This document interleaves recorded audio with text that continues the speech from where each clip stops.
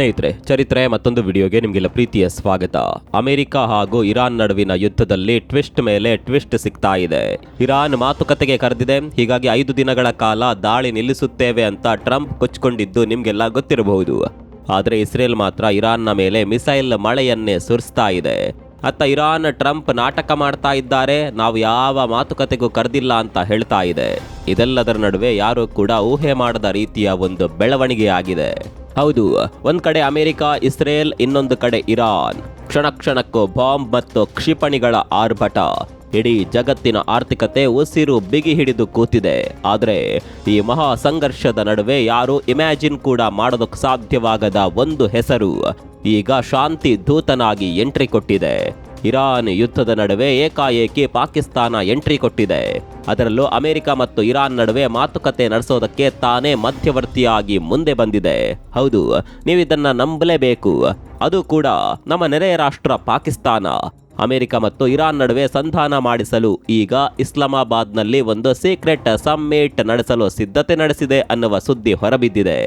ದಿಢೀರಂತ ಪಾಕಿಸ್ತಾನ ಮಧ್ಯಸ್ಥಿಕೆಗೆ ಇಳಿದಿದೆ ಅನ್ನುವ ಸುದ್ದಿ ಕಾಡ್ಗಿಚ್ಚಿನಂತೆ ಹಬ್ಬಿಬಿಟ್ಟಿದೆ.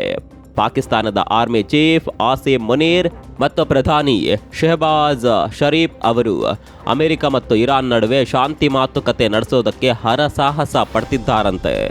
ಅಷ್ಟಕ್ಕೂ ಮಧ್ಯಪ್ರಾಚ್ಯದ ಸಂಘರ್ಷಕ್ಕೆ ಪಾಕಿಸ್ತಾನ ಎಂಟ್ರಿ ಕೊಟ್ಟಿದ್ದು ಯಾಕೆ? ಈ ಯುದ್ಧವನ್ನ ನಿಲ್ಲಿಸಲು ಪಾಕಿಸ್ತಾನ ಮಧ್ಯಪ್ರವೇಶ ಮಾಡುತ್ತಾ? ಎಲ್ಲವನ್ನ ಡೀಟೇಲ್ ಆಗಿ ತೋರಿಸ್ತೀವಿ ನೋಡಿ.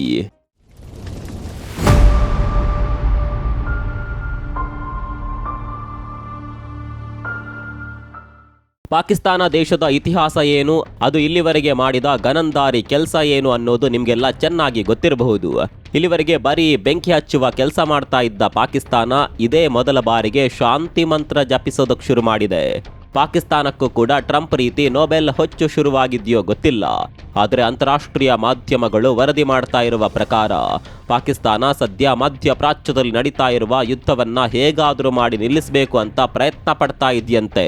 ಅದರಲ್ಲೂ ನಂಬೋದಕ್ಕೆ ಸಾಧ್ಯವಾಗದ ಸುದ್ದಿ ಅಂದರೆ ಪಾಕಿಸ್ತಾನ ಈ ಯುದ್ಧವನ್ನ ನಿಲ್ಲಿಸೋದಕ್ಕೆ ಮಧ್ಯಸ್ಥಿಕೆ ವಹಿಸೋದಕ್ಕೆ ರೆಡಿಯಾಗಿದೆ. ಕಳೆದ ಭಾನುವಾರ ಜನರಲ್ ಆಸಿಮ್ ಮುನೀರ್ ಅವರು ನೇರವಾಗಿ ಅಮೆರಿಕ ಅಧ್ಯಕ್ಷ ಟ್ರಂಪ್ ಜೊತೆ ಫೋನ್ನಲ್ಲಿ ಮಾತನಾಡಿದ್ದಾರೆ ಅನ್ನುವ ಸುದ್ದಿಗಳು ಹರಿದಾಡಿತ್ತು. ಅತ್ತ ಪಾಕ್ ಪ್ರಧಾನಿ ಶೆಹಬಾಜ್ ಶರೀಫ್ ಇರಾನ್ ಅಧ್ಯಕ್ಷ ಪೆಜೆಕ್ಷಿಯಾನ್ ಜೊತೆ ಸಂಪರ್ಕದಲ್ಲಿದ್ದಾರಂತೆ.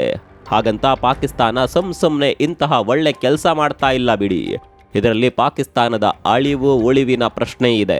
ನಿಮಗೆಲ್ಲ ಗೊತ್ತಿರುವ ಹಾಗೆ ಯುದ್ಧದ ಪರಿಣಾಮಗಳು ಈಗ ಜಗತ್ತಿನಾದ್ಯಂತ ಗೋಚರಿಸೋದಕ್ಕೆ ಶುರುವಾಗಿದೆ. ರಾಕೆಟ್ ವೇಗದಲ್ಲಿ ಮುನ್ನುಗ್ತಾ ಇದ್ದ ಭಾರತದ ಆರ್ಥಿಕತೆ ಕೂಡ ಸಣ್ಣ ಮಟ್ಟಿಗೆ ಅಲುಗಾಡೋದಕ್ಕೆ ಶುರುವಾಗಿದೆ. ಪ್ರಧಾನಿ ಮೋದಿ ಅಂತೂ ನಾವು ಕೋವಿಡ್ ಸಮಯದ ರೀತಿಯ ಸಿದ್ಧತೆಯನ್ನ ಮಾಡಿಕೊಳ್ಳಬೇಕು ಅಂತ ಕರೆ ಕೊಟ್ಟಿದ್ದಾರೆ. ಅಲ್ಲಿಗೆ ಯುದ್ಧದ ಪರಿಣಾಮ ಅದೆಷ್ಟು ಭೀಕರವಾಗಿದೆ ಅನ್ನೋದನ್ನ ನಾವು ಅರ್ಥ ಮಾಡಿಕೊಳ್ಳಬೇಕು. ಭಾರತದ ಪರಿಸ್ಥಿತಿಯೇ ಈ ರೀತಿಯಾಗಿ ಬಿಟ್ರೆ ಆರ್ಥಿಕತೆ ಪಾತಾಳದಲ್ಲಿರುವ ಪಾಕಿಸ್ತಾನದ ಪರಿಸ್ಥಿತಿ ಹೇಗಿರಬೇಡ ಹೇಳಿ. ಒಂದು ವೇಳೆ ಯುದ್ಧ ಇದೇ ರೀತಿ ಮುಂದುವರೆದು ಬಿಟ್ರೆ ಇರಾನ್ಗಿಂತ ಮೊದಲು ಸರ್ವನಾಶವಾಗುವುದು ಪಾಕಿಸ್ತಾನ. ಕಾರಣ ಆರ್ಥಿಕ ಕುಸಿತ. ಹೀಗಾಗಿ ಇದೇ ಮೊದಲ ಬಾರಿಗೆ ಶಾಂತಿ ಮಂತ್ರವನ್ನ ಪಾಕಿಸ್ತಾನ ಜಪಿಸ್ತಾ ಇದೆ. ತನ್ನ ಕುಸಿಯುತ್ತಿರುವ ಆರ್ಥಿಕತೆಯನ್ನ ರಕ್ಷಣೆ ಮಾಡೋದಕ್ಕೋಸ್ಕರ ಪಾಕಿಸ್ತಾನ ಇಂಥದ್ದೊಂದು ಪ್ರಯತ್ನ ಮಾಡ್ತಾ ಇದೆ ಅಂತ ತಜ್ಞರು ಹೇಳ್ತಾ ಇದ್ದಾರೆ. ಎರಡನೇ ಕಾರಣ, ಟ್ರಂಪ್ಗೆ ಹಿಡಿದಿದ್ದ ನೊಬೆಲ್ ಹುಚ್ಚು ಪಾಕಿಸ್ತಾನದ ಮುನೀರನಿಗೂ ಹಿಡಿದಿರಬಹುದು.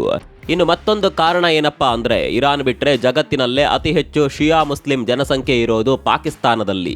ಅಷ್ಟೇ ಅಲ್ಲ, ಪಾಕಿಸ್ತಾನವು ಇರಾನ್ನ ಮಿಸೈಲ್ ದಾಳಿಯಿಂದ ಇದುವರೆಗೆ ಪಾರಾಗಿರುವ ಕೆಲವು ಅಮೆರಿಕದ ಮಿತ್ರ ರಾಷ್ಟ್ರಗಳಲ್ಲಿ ಒಂದು. ಇದೇ ಕಾರಣಕ್ಕೆ ಪಾಕಿಸ್ತಾನಕ್ಕೆ ಎರಡೂ ದೇಶಗಳ ಜೊತೆ ಮಾತನಾಡುವ ಶಕ್ತಿ ಇದೆ ಅನ್ನುವ ಮಾತುಗಳು ಕೇಳಿ ಬರ್ತಾ ಇದೆ. ಸ್ನೇಹಿತರೆ, 4-5 ತಿಂಗಳ ಹಿಂದೆ ಟ್ರಂಪ್ ಕೇವಲ ನೊಬೆಲ್ ಪ್ರಶಸ್ತಿಗಾಗಿ ಎಷ್ಟೆಲ್ಲ ನಾಟಕ ಮಾಡಿದ್ರು ಅನ್ನೋದು ನಿಮಗೆ ಗೊತ್ತಿರಬಹುದು. ಪಾಕಿಸ್ತಾನವಂತೂ ಟ್ರಂಪ್ಗೆ ಬಕೆಟ್ ಹಿಡಿದಿದ್ದಕ್ಕೆ ಲೆಕ್ಕವೇ ಇಲ್ಲ. ಪಾಕಿಸ್ತಾನ ಟ್ರಂಪ್ ಅನ್ನ ನೊಬೆಲ್ ಶಾಂತಿ ಪುರಸ್ಕಾರಕ್ಕಾಗಿ ನಾಮಿನೇಟ್ ಕೂಡ ಮಾಡಿತ್ತು. ಇದೇ ರೀತಿ ಮುನೀರಾ ಕೂಡ ತನಗೂ ಕೂಡ ನೊಬೆಲ್ ಸಿಗಬಹುದು ಅಂತ ತನ್ನಿಂದ ಸಾಧ್ಯವಾಗದೇ ಇರುವಂತ ಕೆಲಸವನ್ನ ಮಾಡೋದಕ್ಕೆ ಹೊರಟಿರಬಹುದು. ಎಲ್ಲ ಅಂದುಕೊಂಡಂತೆ ಆದರೆ ಇಸ್ಲಾಮಾಬಾದ್ನಲ್ಲಿ ಅಮೆರಿಕ ಮತ್ತು ಇರಾನ್ ನಡುವೆ ನೇರ ಮಾತುಕತೆ ನಡೆಯಬಹುದು. ವರದಿಗಳ ಪ್ರಕಾರ ಅಮೆರಿಕದ ಉಪಾಧ್ಯಕ್ಷ JD ವ್ಯಾನ್ಸ್, ಟ್ರಂಪ್ ಅವರ ಆಪ್ತ ಜೆರೆಡ್ ಕುಶ್ನರ್ ಮತ್ತು ಸ್ಟೀವ್ ವಿಟ್ಕಾಫ್ ಈ ಸಮ್ಮಿಟ್ನಲ್ಲಿ ಭಾಗಿಯಾಗುವ ಸಾಧ್ಯತೆ ಇದೆಯಂತೆ. ಆದರೆ ಇಲ್ಲೊಂದು ಟ್ವಿಸ್ಟ್ ಇದೆ. ಅಮೆರಿಕದ ವೈಟ್ ಹೌಸ್ ಈ ಬಗ್ಗೆ ಇನ್ನೂ ಕೂಡ ಅಧಿಕೃತ ಮುದ್ರೆ ಒತ್ತಿಲ್ಲ. ಅತ್ತ ಇರಾನ್ ಕೂಡ ನಾವು ಅಮೆರಿಕದ ಜೊತೆ ಯಾವುದೇ ನೇರ ಮಾತುಕತೆ ನಡೆಸ್ತಾ ಇಲ್ಲ, ಇದೆಲ್ಲ ಫೇಕ್ ನ್ಯೂಸ್ ಅಂತ ಬಹಿರಂಗವಾಗಿಯೇ ಹೇಳ್ತಾ ಇದೆ. ಹಾಗಾದರೆ ಒಳಗೊಳಗೆ ನಡೀತಾ ಇರೋದೇನು? ಸ್ನೇಹಿತರೆ, ರಾಜತಂತ್ರದಲ್ಲಿ ಹೇಳೋದೆಲ್ಲ ನಿಜವಲ್ಲ, ನಡೆಯೋದೆಲ್ಲ ಸುಳ್ಳಲ್ಲ. ಇಲ್ಲಿ ಕೇವಲ ಪಾಕಿಸ್ತಾನ ಮಾತ್ರವಲ್ಲ, ಟರ್ಕಿ ಮತ್ತು ಈಜಿಪ್ಟ್ ಕೂಡ ಈ ಸಂಧಾನದ ಹಿಂದೆ ಬಿದ್ದಿದೆ.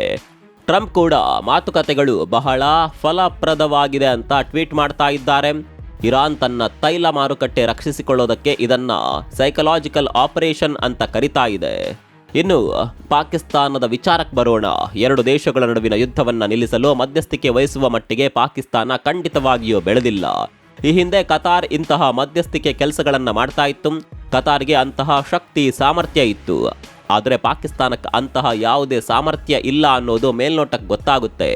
ಎಲ್ಲದಕ್ಕಿಂತ ಹೆಚ್ಚಾಗಿ ಪಾಕಿಸ್ತಾನದ ಒಳಗಡೆ ಈಗ ಆರ್ಥಿಕ ತುರ್ತು ಪರಿಸ್ಥಿತಿ ಇದೆ. ಇರಾನ್ ಯುದ್ಧದಿಂದ ಪಾಕಿಸ್ತಾನಕ್ಕೆ ಬರುವ ರೆಮಿಟೆನ್ಸ್ ನಿಂತು ಹೋಗುವ ಭೀತಿ ಇದೆ. ಜೊತೆಗೆ ಇರಾನ್ನಲ್ಲಿ ಸುನ್ನಿ ಶಿಯಾ ಸಂಘರ್ಷದ ಭೀತಿ ಪಾಕಿಸ್ತಾನದ ಮೇಲೂ ಪ್ರಭಾವ ಬೀರಬಹುದು.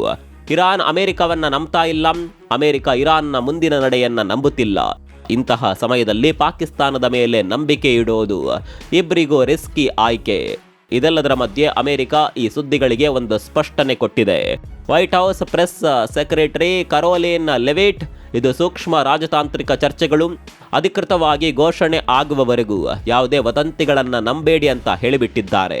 ಆದರೆ ಇಲ್ಲಿ ಅಮೆರಿಕವನ್ನ ಅಷ್ಟು ಸುಲಭದಲ್ಲಿ ನಂಬೋದಕ್ಕೆ ಆಗೋದಿಲ್ಲ.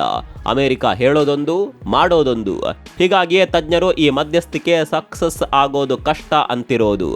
ತಜ್ಞರು ಹೇಳುವ ಪ್ರಕಾರ ಇಲ್ಲಿ ಯಾವುದೇ ದೇಶವು ರಾಜಿ ಮಾಡಿಕೊಳ್ಳುವ ಹಂತದಲ್ಲಿಲ್ಲ. ಟ್ರಂಪ್ ಅವರಿಗೆ ಈ ಯುದ್ಧದಿಂದ ಹಿಂದೆ ಸರಿಯೋದು ಕಷ್ಟ.